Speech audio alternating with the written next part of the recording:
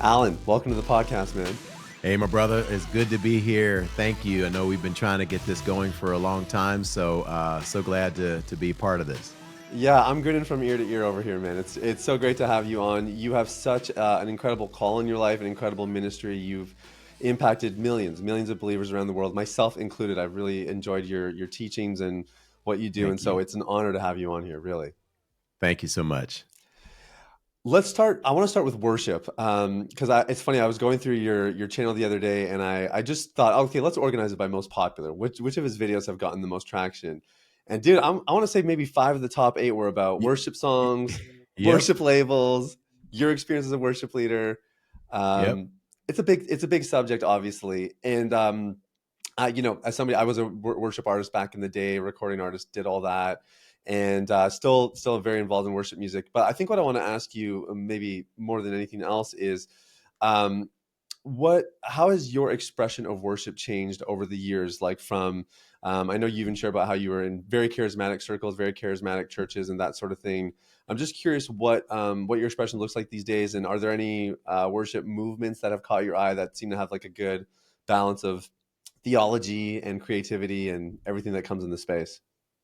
Well, I grew up in a very traditional Baptist church where there wasn't a lot of amen and preach, brother, and there was no lifting of any hands or anything like that. It was all real stoic and real kind of calm in the church. I remember growing up, the pastor could be preaching his heart out as he would every Sunday, and people would just sit there and listen, and nobody said a word. So when I went off to college and I got connected to a charismatic church, man, that was just like, whoa, wow. I mean, everybody is into this, and people are screaming and yelling and lifting up their hands, and they're all engaged. And I was just like, wow, this is a very different experience for me. And I really got caught up in all of that. But Mm. I think the way things have changed for me is whenever I was in college, I had a zeal without knowledge, if you will, as the scriptures say, right? I mean, I had this Mm. passion and this hunger to want to worship God, but many of the things that I was doing during worship, being slain in the spirit, and just other things that were happening at the time. I think I was motivated by what was happening around me, peer pressure. If I saw my friends doing something, I wanted to do it. If I saw people around me doing something or experiencing something, I wanted to do it. It wasn't really from a genuine place. But Mm. now, fast forward some, I guess, well, I'm dating myself. Fast forward about 30 years later, actually, my expression of worship is similar in the regards that I always joke and I say that I'm charismatic in my worship and conservative in my theology. Because I do genuinely love to lift my hands and to sing and to bow and to just really express myself physically and publicly to the Lord when I'm worshiping, not only in church but even when I'm worshiping by myself. Mm. But it's different now because I'm not doing it to impress anyone. I'm not doing it to keep up with anyone. And I also understand what these movements and these motions that I'm doing are uh, representing and what they mean. So it's similar, but it's different. As far as worship movement, I mean, I'm one of those people that people may not like this, but I tend to evaluate worship songs based on the theology of the song and not necessarily on the theology of the group that promoted the song. And I know that may not be a Mm. popular approach because I know there are some people that I highly respect and love that'll say, hey, you should avoid Bethel Hillsong and Elevation Church music, or excuse me, music in your church at all costs. Don't even do any of their songs. And I just don't see that. I take a different approach there. I feel like maybe some of their theology as a church might be off. Well, I'm not gonna say maybe. Yeah, there's no doubt there's some of their theology in their church is off, but Mm. many of the songs are very theologically accurate. And if they are a blessing to people like they are to me, then I'd say, hey, use discernment.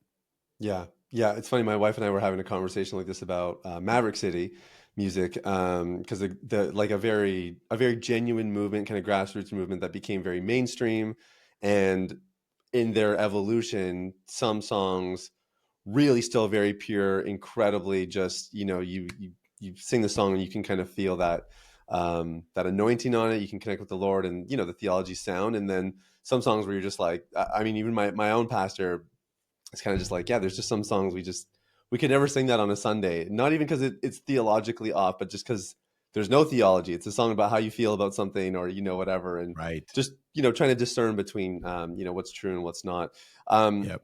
we're recording this a day after the murder of Charlie Kirk. There's a lot of things circulating right now just about him, and in my own community, I often find, God called me out of local church ministry as a pastor to help men quit pornography, but um, I've never taken my pastor hat off. I'm always doing pastoral ministry. It's just in a different lens, and doing very intense pastoring just the last 24 hours or so.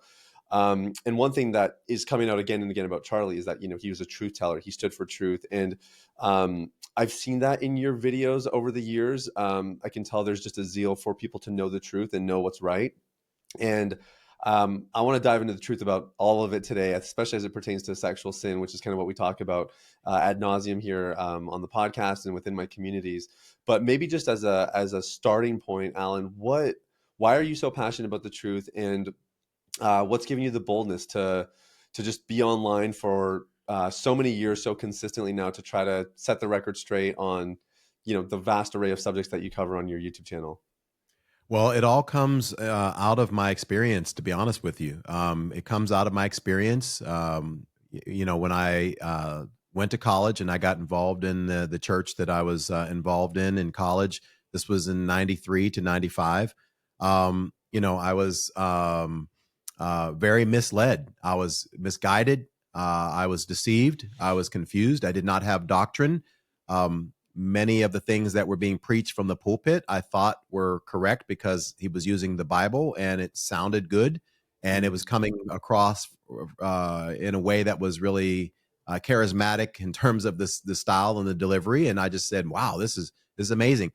And I didn't know how to put a passage in its context. I didn't know how to discern truth from error. I didn't know any of these things. And so, as I started to learn and read my Bible and study and grow, and then ultimately went to seminary, which was a huge blessing for my life, I realized that many of the things that was being taught at that church were off. But the sad reality is, I didn't know they were off. I was convinced at the time that it was true, and so I mm, feel this calling to reach back and help people who are in the same situation as I was, who they have really good intentions, they really love the Lord, but they don't realize that they are being deceived by false doctrine, and that's the motivation and the passion that drives me. yeah, yeah. I think it's amazing, and it makes a lot of sense. Um, as it pertains to sexual sin, you have tons of content on your channel about that. I have to imagine you get tons of questions and DMs and inquiries about this kind of stuff all the time. Just people wanting to know, well, probably all kinds of stuff. So maybe we'll start there. What's the number one question you get in this arena of sexual sin? Oh man, well, how do I overcome an addiction to pornography? Oh, really? Is probably. Actually? Oh yeah, that's probably one of the Wow. common ones that I get. Okay. That one, and is masturbation a sin? I get that one pretty frequently as well.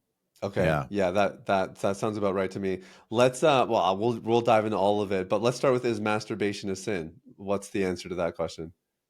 Yeah, I think it is. I do believe it is, and the reason why. Well, let me say this: if you can do it without lusting, maybe it's not. But the Bible is very clear that that lust is a sin.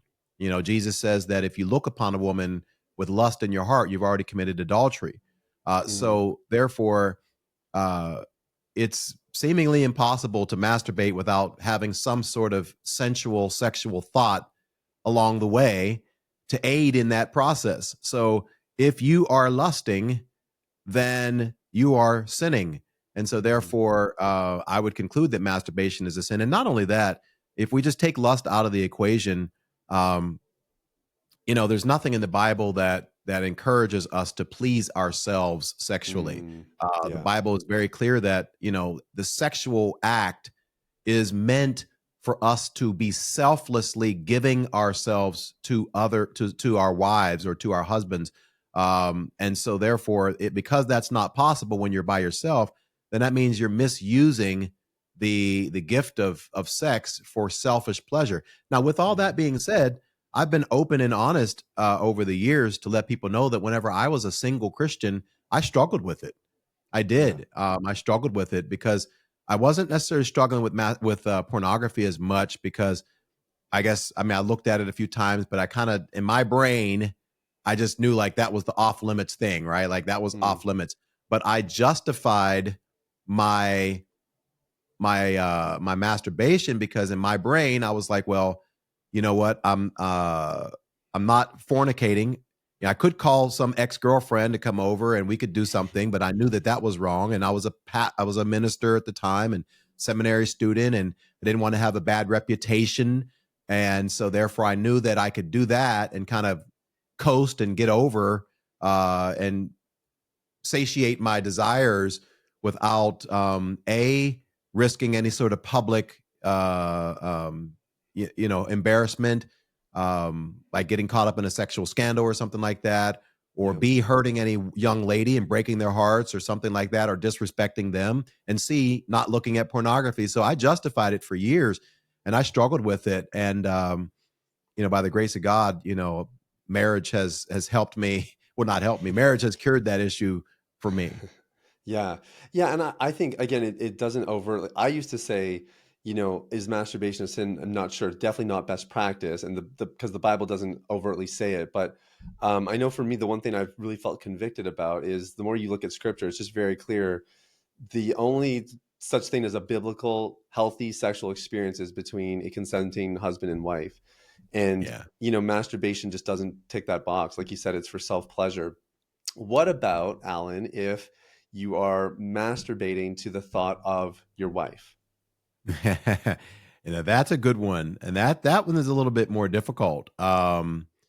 Because in that situation you are not lusting after someone who does not belong to you.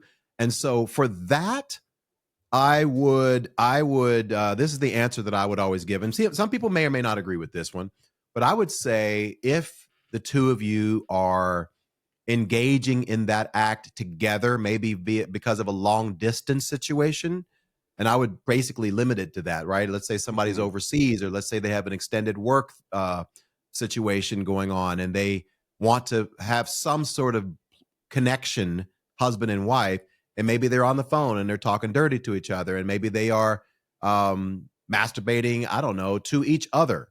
Mm, Um, I can't necessarily find a scriptural basis to say that that would be sinful or wrong or anything like that. Now, where I do feel like it can be an issue, a huge issue, is let's say you're not traveling, you're living in the same home, you're there, but yet you're using masturbation, even if you are thinking about your wife or your husband, you're using it as a way to kind of alleviate your desires.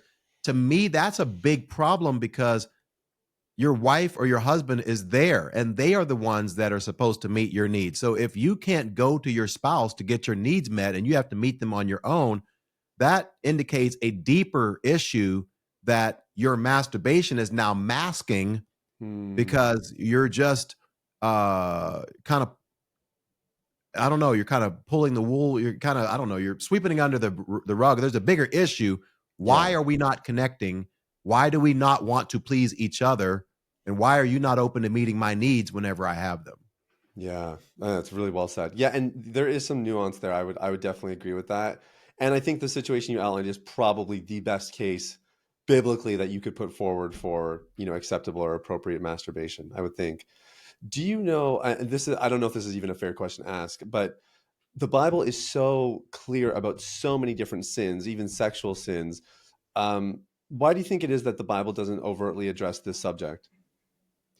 Well, that's a great question, and it's funny. You wish. I mean, we wish that it did, but I think one of the reasons why is because perhaps in that culture, in the biblical culture, it wasn't probably as much of an issue as it is today, I would have to assume, only because people got married so much younger in Oh, those days. true. I mean, people got married 13, 14, 15 years old.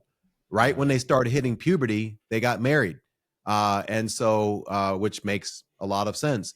At least in some cases. So, perhaps it wasn't as much of an issue, but then again, I also do think it was addressed in the issue of the lust, because Yeah. that's a clear one to me that it's addressed there. But yeah, I've often wondered that same thing. Why couldn't God have just put a scripture, man shall not touch himself in his private genital areas or something like that? Leviticus 23 verse, you know what I mean? That would have made it a lot easier. Yeah, But no yeah, kidding. Yeah, well, and I guess also like again, I can understand why there's nothing in the Bible about iPhones and the internet. Like there's some things that are just, specific to an era or whatever. This just seems so much more human, but you're right. right. People are getting married and being sexually active at about the same age that maybe they would start to even think about masturbating now. So that actually does make sense. Mhm. Yeah. Somebody comes to you and says, "How do I quit pornography biblically?" What would you tell them? Yeah, well, I think this one, I typically, try to explain first and foremost, you have to be able to understand fully the dangers, implications, and effects that pornography can have on both you and your spouse or future spouse. And this is typically what I go down the list and I talk about, um, all of these different things. I talk about the impact that it could have on yourself, right? First and foremost. So a lot of men are dealing with ED, erectile dysfunction, as a result of a porn habit, and we are seeing mass numbers of young men in their early 20s that are dealing with impotence and things that were unheard of, 30, 40 years ago. A 20-year-old man not being able to have an erection. And it's because their minds are so wired to be stimulated only by the something new, something novel, and also something so far out of the box, something crazy that they see online, that when they get with a regular girl, that doesn't compare to the thrill that they see online, and as a result their body's not responding. So I let people know, hey, do you want to deal with erectile dysfunction, in your marriage? This is an issue. Not only that, I've seen a lot of men, I don't know if you've seen this, who have dealt with a lot of insecurities because Mm, they will compare themselves and their size of their genitals to, the top 1% or 2% of men in the world who are on these, adult entertainment porn websites. And a lot of guys will enter in. I've had a lot of single guys who struggle with porn and they're entering into marriage deathly afraid that they won't be able to please their wife yeah. because they have assumed that in order to please my wife, I've got to have, a huge package and an eternal erection, right? I got to be able to go for 30, 40 minutes straight. And, Yeah. and it's like they don't realize that these men are getting pumped up with pills and what's the pill that people take? Viagra or Yeah, something along Viagra, those Cialis, Cialis. all that stuff. I mean, that it's not real. I mean, yeah, if you take a couple of Viagra, you can last for 2 hours too. Yeah. So it's but in their brain they're comparing themselves to this, Yeah. and they're deathly afraid of that. So that's the other issue. But not only that, the issue that it can have on your wife or your future wife, to for them to feel like they have to compete. And I've had other guys that their wives have told them, like, "Hey, what are you doing? Like, why are Mm. why are you doing it this way?" And it's like the men are trying to have sex with their wives using something that they saw on porn, and it's like the wives aren't responding because that's not really love making. That's just okay, I guess I can be raw. That's just screwing, right? Like that's not Yeah. making love. And the women are kind of confused about this because they feel used. They feel like they have to compare themselves or compete with the women on the screen. And there's so many different other things. The constant tapes playing in your mind of the images that are rolling again and again. And I'd sit down with guys and I say, hey, think about all these negative things. Like there's nothing positive that can come out of this.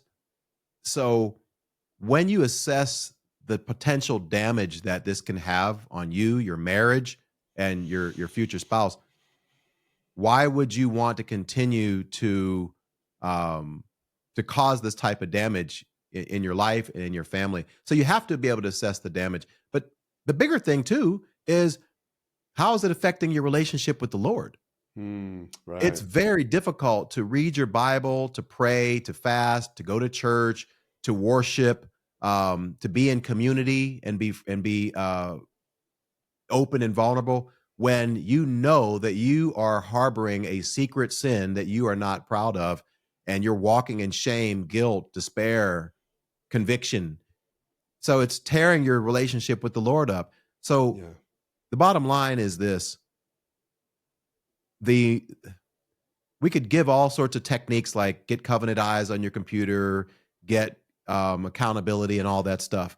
But until I always say it this way, until the pain of your sin becomes greater than the thrill of your sin, you won't stop. The pain of Yeah. your sin has got to become greater than the thrill of it. Yeah. And that's kind of the unfortunate reality, right? Because we know sexual sin is so dangerous. We know it destroys marriages, it breaks apart families.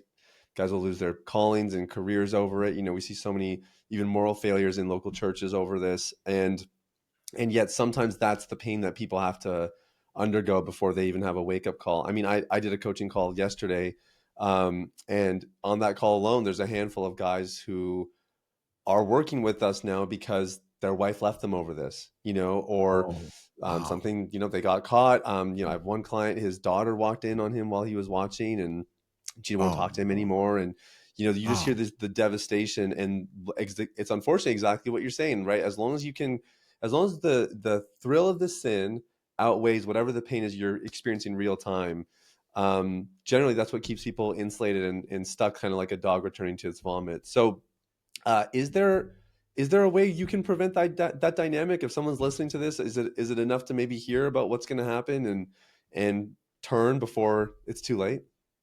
well, I think there needs to be serious accountability. And first of all, yes, people can turn because we've I mean, you and I have a mutual friend, Josh Broom, and obviously I don't live with Josh. I don't have any idea of exactly what he does all day every day. But to his admittance, he's free from that, and not only is free from it. I mean, here's a guy who was in the porn industry, like Yeah, one of the top actors, right? So yeah, if he is able to break free, not only being someone who consumed it, but also someone who participated in it, then there should be for sure hope for any of us um, uh, to be able to get free from that sort of addiction. So, as a Christian, we have to believe that Jesus died so that we could be free. Uh, mm, Jesus didn't die so that we would be enslaved to sin. We do sin, but we shouldn't be slaves to it. So we have to believe that we are able to be free. We've got to get accountability right away. And I'm not just talking about, I'm talking about real, genuine, sincere accountability, people who are going to ask us questions every few days intentionally. How are you doing in this area? Somebody that we can share our watch history with, or like Covenant Eyes has this feature where, if you watch something and you go to a certain website, your accountability partner gets some sort of notification letting them know that, hey, Alan went and watched something, go check up on him. Like, it needs to be hyper accountability. yeah, And I also think that the more in tune you are with your calling, that also, at least for me, that helps me, not just, just it just helps me in general with sin, because it's very difficult, once again, to carry out your calling from a place of hypocrisy and conviction. Man, it's such a good point. It's interesting because you're mentioning a bunch of stuff that just reminds me of some of the research behind this. Because I was a university researcher before God called me into ministry, and so I kind of love digging into the research a bit. And there was a study done. They call it multivariate analysis. So they compare a bunch of variables against one thing. So this one thing was viewing pornography, bunch of different behaviors to see which of these is a predictor or an indicator that somebody's more likely to watch porn. And the greatest one by far was meaninglessness in life. If somebody had no Mm. purpose or no Yes. sense of value of their own life, that was Right. the greatest predictor, not childhood trauma, not, how much sex you're having in your marriage. Not to say those things don't factor in, but what you just said, I think, is so important. And I think a lot of people today, I would say maybe men in particular, really struggle with that, to find that purpose and find that calling in life. I have to imagine you would get that question probably a lot in your different places, right? Is how do I find my calling or my purpose in life? That'd be fair. Yeah, I do get that sometimes. Yeah. Yeah. Yeah. What would you say to that? How should somebody look at that through the lens of the Bible? Well, I think one of the things that I always try to encourage people to do is to look back in their past and see um, some of the things that the Lord has been doing in their life, because oftentimes, um, I've said it this way: our greatest ministry often emerges out of our greatest misery. Or I'll say Hmm. it this way, our greatest purpose oftentimes comes from our greatest pain. Yeah. So, for instance, for me, I had the issue at the church with all the false teachings and things like that. And it was a very painful experience. I haven't gone into all detail on this podcast, but very painful experience there. But because of that, came out came out of that is a desire for me to help other people who are in false teaching. So my purpose emerged out of my past pain. Another example: my parents were divorced at a very early age, and multiple divorces on both sides, Hmm. and that was a very, very painful experience for me. So now I do have a passion to help marriages and people in marriage really have a stronger uh, um, bond in their marriage because of my past pain. Another example: a lot of people may or may not know this, but I got married when I was 40 years old. I got married on my 40th birthday. And so, No yeah, my way. 40th birthday. Yeah. So I'll be 50 in a couple of months. And my Oh, wife and I are geez. celebrating 10 years of marriage. Wonderful, Wow. 10 wonderful years, which has been a blessing. But there were many, many years in there where I was struggling as a single man, angry at God, questioning whether I'd ever get married, questioning whether I'd ever have kids, whether I'd Yeah. ever have a family, wondering why other people were married and I wasn't, and this, that, and the other. And dealing with guilt and struggling to figure out how to date correctly as a minister and as a single guy and all that. So once again, my pain and my misery. So now Hmm. I feel a calling to help singles learn how to date right and choose the right partner and what to look for, what not to look for, and avoiding those pitfalls. So I would say if you're looking for your purpose, sometimes you look no further than what has God done in my past. Yeah. You're about to be 50? Yeah, man. Dude, black don't crack, man. That's actually true. Black That's don't crack it. I'll take it, brother. You're right. no, man. I would have never guessed. I would have never guessed. That's really, Yeah. really cool. Thanks for sharing that part of your Thank you. story too. I didn't know that. Yeah. So, It- maybe I'll ask you this: when it was on your heart to start teaching on YouTube, I have to imagine you were. I'm guessing you were still in local church ministry at the time when you started. Yeah. Is that right? Yes. Yep. So, and were you in a teaching role of some kind, or were you teaching regularly in your local church? Yeah, that's an interesting question. So once again, a lot of people may not know this.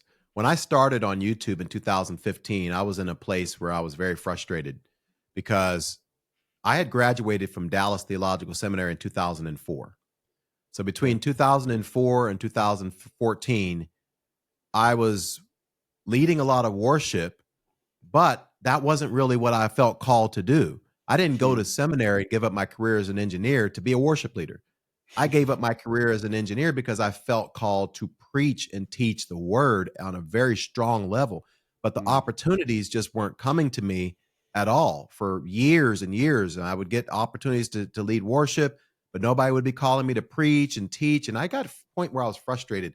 And so in around 2014 or so, I was at a church at the time, and I really wasn't getting any opportunities to teach and preach at all. And I just got frustrated. And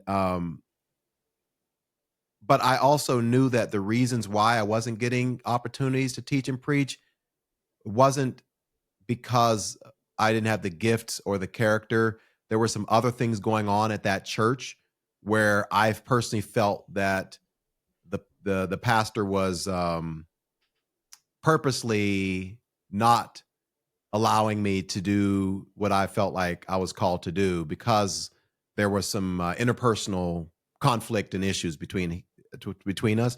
And mm, so I said, you know what? I'm not going to wait around for the rest of my life to teach the Bible. mm, I'm going to take control. I know I'm called. I know my character is good. Um and at that right around that same time I started my YouTube channel is when I met my wife, so I was already on the path of kind of getting married. All this happened in 2014. Like wow. it all happened in 2014. So I said, "You know what? I'm going to give this a shot." I see other people on YouTube, Christian and non-Christian, communicating whatever they believe their message is. Yeah. And I saw I saw how ripe the field could be.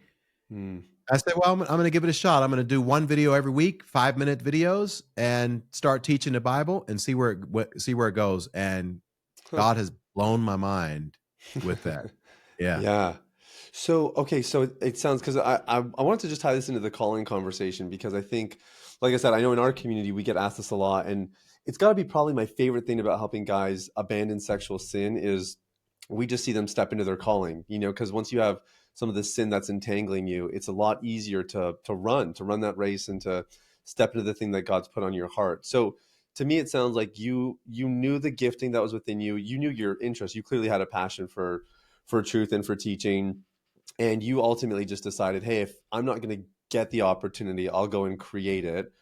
um, I have to imagine as the channel grows, still working in local church ministry, were you like, did you jump ship as soon as you could? I'm just wondering what that process was like for you, because I think this is where sometimes people maybe get tripped up. Like anybody can start a YouTube channel, as you and I both know. It's not hard to start one. It's another Mhm. thing to stay consistent with it long enough to build it up where it's actually worth your while and it's sustainable and it can provide for you and your family. And Right. I think that's why what you've done is so remarkable. How did you make that transition to actually starting to do this full time? What did that? I'm especially curious on just the internal dialogue and how you were working through that. Yeah. Yeah. Great question. People don't realize this because I do have a lot of people who see kind of what I'm doing, and other people like Ruslan, my friend Ruslan, and some other guys on YouTube, and they're full time, and they're like, Yep. "Oh, I can do that too," and they don't realize how many years it took me to get to that place. I started YouTube in 2015. I wasn't in a financial position to go full time until 2020, 2021. I wasn't able Wow. to hire a video editor until 2019. So for the first 4 years, I was editing every single one of my own videos because we didn't have the money to pay anyone else, and we didn't have Mm, we just didn't have it. And hmm. so, y- you know, f- so people don't also realize this is that I was teaching high school math for many, many years as well. So I was not on staff full time at a church. I've actually never been on staff full time at a church in my entire life, ever, not once. No Um, way. yeah, I was teaching high school math from 2006 to 2017. And Hmm. that was my primary career in terms of earning money. And I would serve as a worship leader part time when I wasn't teaching math. And I was tutoring math part time to make ends meet as well. I had like multiple jobs, man. Yeah, you got like three side hustles in there. Yeah, I had a lot of stuff going because, I mean, I wasn't making much as a teacher and I needed to supplement my income and stuff. And so anyway, it was around 2020 where I realized that I could go full time. And I was right around the pandemic and everything was kind of, really all the online stuff really started taking off. Yeah. Um, and I'd say around 2020, 2021 is when I said, you know what, I want to give my complete time to this. And I'll tell you what's very interesting too is I wanted to be in full-time ministry back in 2000 when I left my career as an engineer Hmm. at Ford Motor Company, and I went to seminary in 2000, graduated in 2004 because it was a 4-year seminary experience. So it took me really 20 years Jeez. between the time I wanted to be in ministry full time to Yeah. when I actually got into ministry full time, because I went to seminary and then I had to teach high school math for 11 years. And then I did something else between there, and 20 years, man. Jeez. That's Yeah. wild. So Yeah. when that time came around, I guess 2020, 2021, are you scared to start going on YouTube full time? Is this No, your moment and you're just ready to seize it? You're ready at that point? I was ready at that point. There was no fear at all. It was like, Yeah. this is what I've been praying for, waiting for all this time. We're in a position financially where Lord's been blessing us to be able to do it. Hmm. So let's move forward and grow and roll with it. Wow. Yeah, that's amazing. But really inspiring to think about 20 years in the works of, Yep. I'm sure when you gave up your engineering hat back in 2000, you didn't think it was going to be 20 years. No way. I thought I would go to seminary and be graduated from 2004, and I thought I was going to be a pastor. I mean, Yeah. that's really what it came down to. But Yeah. now looking back, uh, I realized that had I gone that route, the route that I thought I had carved out in my life for me, I Yeah. don't know if I would have ever been on YouTube. And now I'm happier than I ever could being Yeah. on YouTube. And people ask me all the time, "Do you want to be a pastor?" I'm like, "Oh no, no, no, no, no." I have no desire, zero desire to start a church or have my weekends completely taken up with preaching every Sunday. Don't Yeah. have any desire for that. And I also think me being single for so many years is also what hindered me from being on staff full time at churches as well. Because, Really? oh yeah, 100%, 100%. I even had one church tell me like, we would have hired you, but if it's between you and like a guy that's married with children and they have this, and you guys have the same skill set, we're going with the married guy because he represents what we're more about, family and stability. They don't have to Right. worry about him more than likely getting Yeah. caught up in something. Whereas single guys, there's more risk. Yeah. Yeah. That's fascinating. And you got married when you were 40, you said. Yeah, got married when I was 40, man. That's a whole nother conversation. Yeah. Yeah, yeah. But again, just it's such a great story in your relationship life, but also in your calling, just about being patient and being diligent, right? And waiting on the Lord. Um, so I imagine you still love the local church, though. You're still plugged in. Yes. Yes. Very much. Yeah. What do you make of the interesting dichotomy between online ministry, digital ministry, people consuming content 24/7? Right now is a great example. Literally everybody's online because of the murder of Charlie Kirk. And so it's such a good example of like everybody goes online first. They go to the church on Sundays. And I'm wondering how you kind of tether that, because you definitely disciple people. Granted, it's from afar. It's maybe not quite the same as being discipled in person. How do you, I guess, tether that responsibility while also, you can't control what people do. So it's not like it's Sure. on your shoulders. But I'm just curious if you're ever conscious of like, man, I want to equip people. I want to teach them the truth and preach the word of God. And I also still want them to, be connected to their local church and plug into their pastor. How do you juggle all of that in the world that you live in? Well, I tell people all the time, that we are a para-church ministry. Our Yes. we are not trying to replace the church. We're not trying to compete with the church. I do believe that the church is the bride of Christ, that it's the hope of the world. I do believe that every Christian should be actively involved in a local church.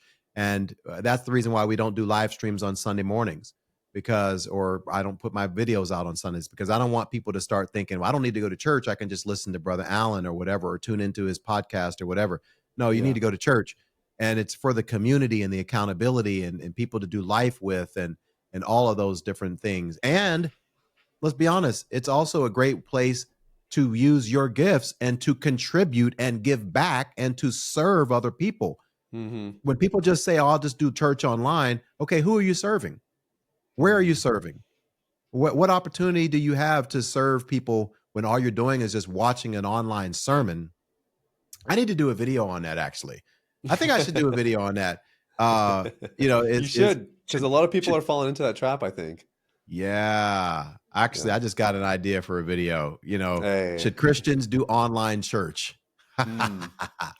That's coming up. Yeah. There you go. Stay tuned. Yeah. Yeah. Well, I think it's interesting. You mentioned Ruslan too. I'm going to be with Ruslan in a couple of weeks. We're doing a pod swap. And I'm really excited to be with him. I love his stuff and I love what he's up to. And I know he'd be another good example of very much a parachurch heart, and I think understanding the role he plays. Um, but I think people don't always consume it that way. I know lots of people who are like, well, I'm online and I subscribe to my favorite Bible teachers and whatever else. If somebody and I would guess, and you would have an even better commentary on this than me. I think a lot of that comes from church hurt. I think people have had their church hurt. They still love the Lord, and they still they want the teaching and they want everything else, but the idea of actually plugging into a local church is scary because of maybe an experience they've had. And we haven't delved into it, but I know you've alluded to having difficult moments with churches as well, difficult seasons, difficult transitions, pain for sure. What would be your advice to somebody who's had church hurt, and maybe the online thread is literally the only thread they have left to pull on to at least stay plugged in somehow? What are Yeah. your words of wisdom there? Well, the first thing I would do is I would acknowledge deeply that their hurt and their pain from church or a church leader is very real. And it's not something that should be ignored or just swept under the rug, or it's not something that,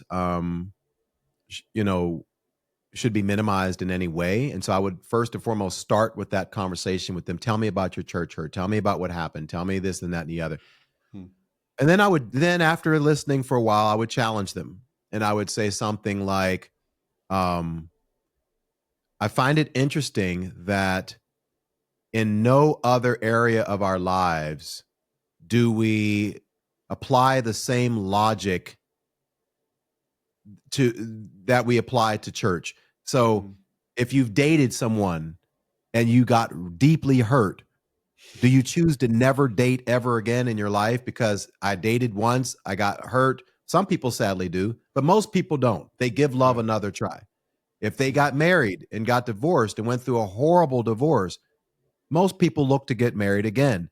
If they get fired from a job and they had a bad manager who really, really made them feel less than, do they say, I'm never going to work again, or I'm never going to have work for another manager? No, they give it another try.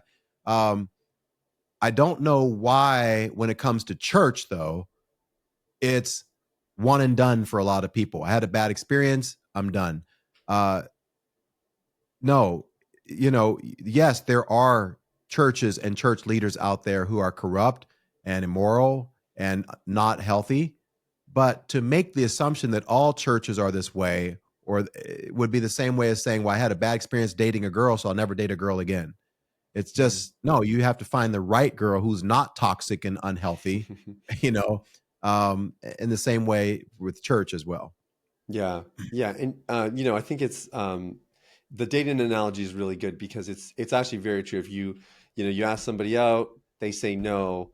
It takes some courage to ask somebody out again, because now it's possible. It's actually possible you could get rejected, but it's the risk reward thing. And I think with the church, it's the same way. If you've been hurt, there is a risk to go back and to plug into a church, and maybe even to show up and sit in the back row on a Sunday morning.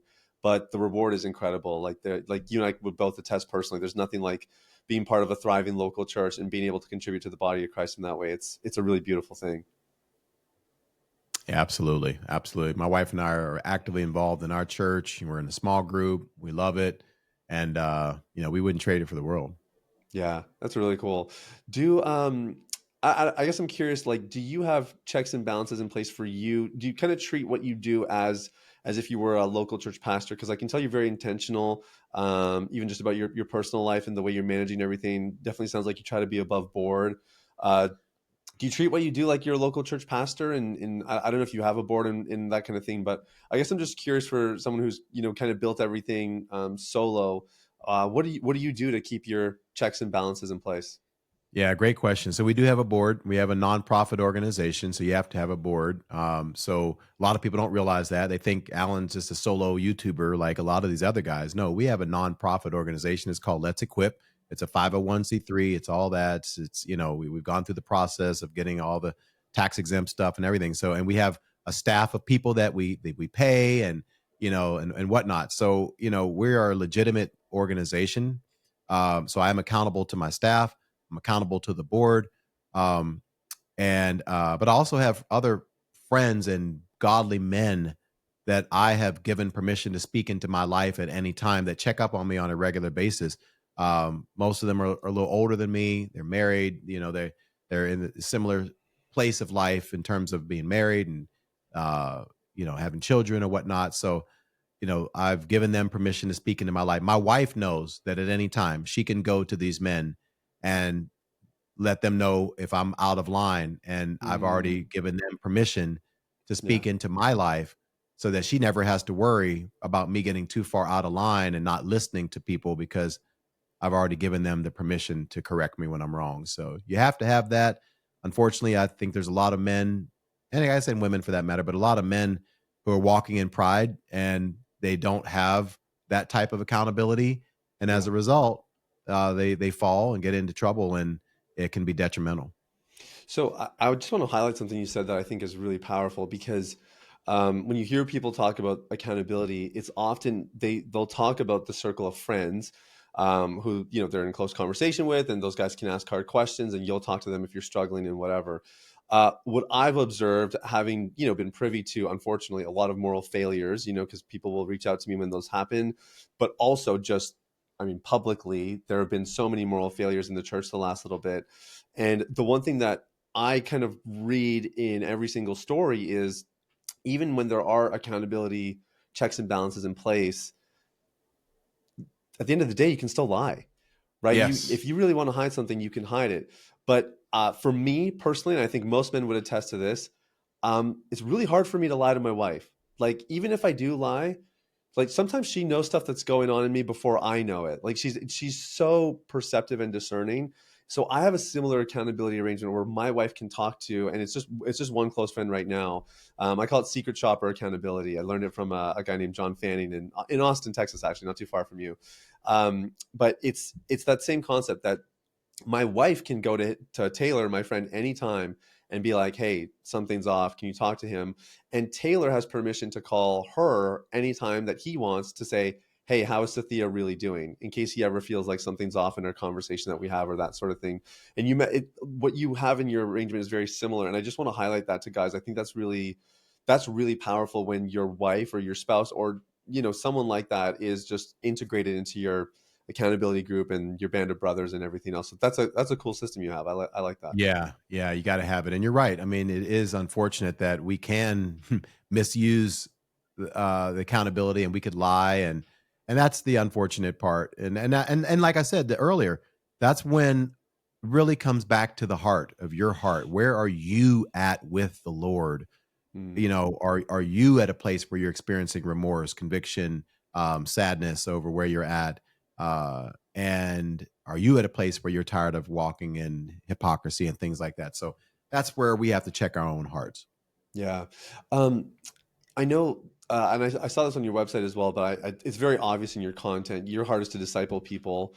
I think you said your 501c3 is called Let's Equip, Yeah. so equipping the saints. How do you measure your success in that arena? Like I think on YouTube success, people are there's always metrics and whatever. But if the mission is to disciple people, and you're doing it through digital means, how do you determine whether or not you're successful in what you're doing? That's a great question because, it's really tough if I'm going to be honest with you because, we put out content that gets X number of thousands of views and We don't always hear how those views are impacting people or not.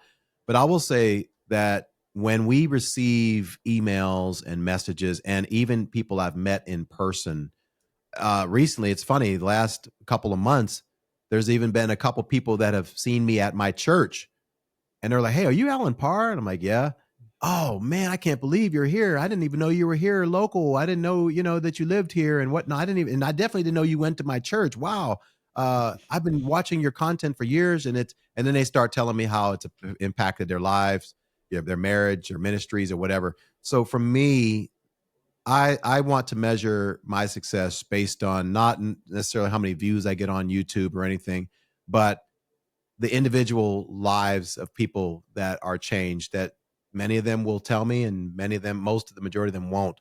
But for me, that's the way I look at it, is that. And also, we have coaching programs that are outside of YouTube that we take people through, like a 3-month coaching program and whatnot. Matter of fact, we're getting ready to start one here soon. Um, if I can equip them and minister to them, and then they come back and say, "Man, Brother Allen, I'm using what you taught me in the coaching program to Hmm. now disciple my son or disciple someone else." To me, that's what it makes everything worthwhile. Yeah, and those programs are excellent. People should definitely check them out. I know you really try for people who want to go beyond your YouTube content. You've built a couple of really solid programs. So I'm glad you mentioned that. I was reminded as you were talking about, and I can't remember the reference, so I won't try. But I know Paul wrote, "One man sows, another man waters, but it's God who reaps the harvest." And so I think for me at least in the digital world, I always find solace in that. That one piece of content might sow seeds for someone, another piece of content might water. One way or another, God's going to get the glory and God's going to reap his harvest. And it all kind of gets Yeah. to play in, with everything else that's going on in people's journeys and in their lives. Yeah, and I love that scripture because it talks about both will be rewarded for their work. You know what I mean? Mm, That's at the end of the verse. It says both will be rewarded for their work, and he also says, so the one who plants and the one who waters are the same, right? We right. often Yes. think like, oh man, I have to be the one that brings them to Christ. I have to be the one where I lead them to Christ and I see them give their life to Christ. No, not necessarily, because the Bible Mm, says very clear the one who plants and the one who waters is the same, and they work together, right? yeah. So I might say something that causes people to rethink their views, and then 5 years later they might act on it. But it's Yeah. because of the seed that they I planted in the video that has caused them to constantly be wrestling and thinking, maybe I'm wrong on this. Maybe this is something I need to reconsider. So yeah. Yeah. Yeah. Yeah. Um, when you look ahead, we're kind of on the cusp of the AI revolution. Maybe we're in the middle of it. I don't know, depending on how you frame that. I don't think Uh, we're near close to the middle. Yeah. Yeah, Yeah. yeah, that's true. Yeah, Yeah. that's true. Um, AI, I think, obviously, it's a very politically charged time. I think people are looking for truth tellers now more than ever before. I think a lot of the world has never been more primed to hear the gospel. I'm just wondering what you envision for the future, even when what are you thinking about as you kind of map out content and things you want to focus on and all of that. What do you foresee in the future in this landscape? Yeah, for me personally, I'll probably always be on YouTube in some sense. I mean, I've been on 10 years now, so I'm kind of one of the OGs. It feels like it's a long time.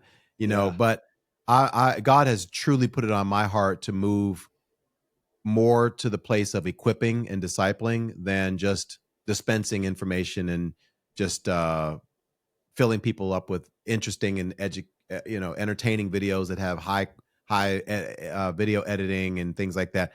I understand that, but the reason why I can't stop doing that is because I feel like that's the tool that hopefully will bring people more into the spaces that I feel like are necessary for them to really truly grow, which are coaching programs, discipleship programs, mm, and so that's really more of my focus now is how can I get people off of YouTube into some sort of discipleship program that we have.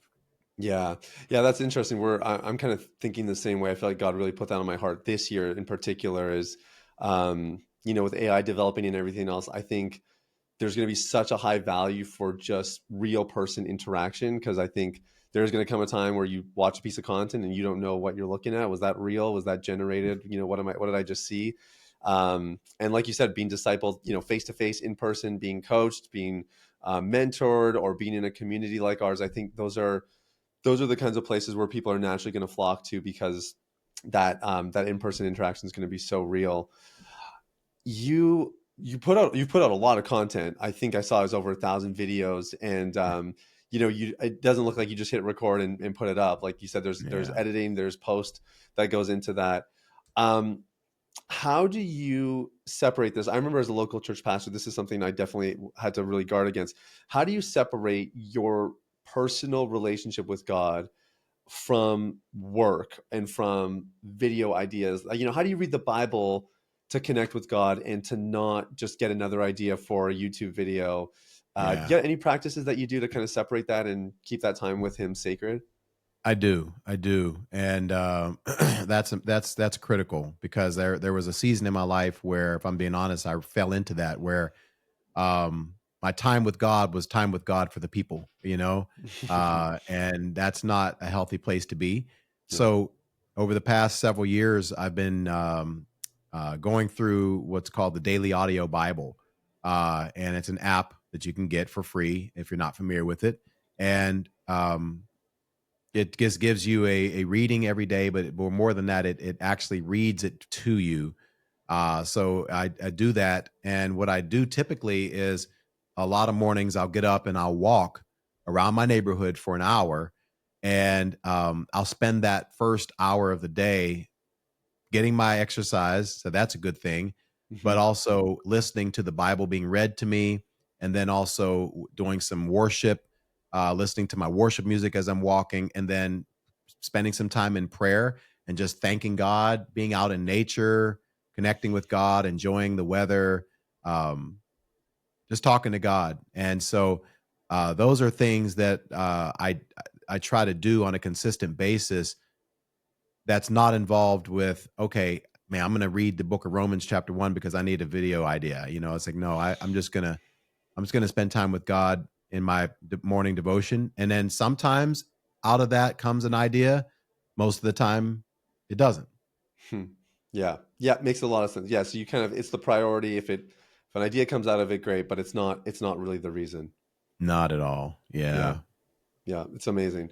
Um, Alan, maybe just one last question here for people that are made it this far into the interview, they're listening or they're watching, and we've been hitting a lot on the word discipleship. That's kind of, I feel like, a bit of a theme in this conversation. So for people who want to take another step to be discipled, or to grow in their discipleship, I'd love for you to share about some of your resources, as well, but even just a general practice. How do people make that or bridge that gap from online digital learning and the discipleship, and maybe going deeper and taking next steps? What do you recommend for people when they've reached this point in a piece of content or an interview?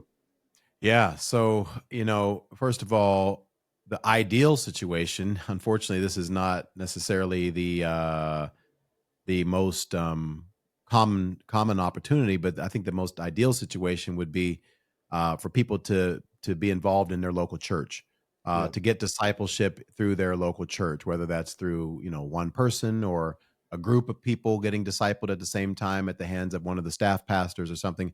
But you have to put yourself in a place where you can be discipled and also have community.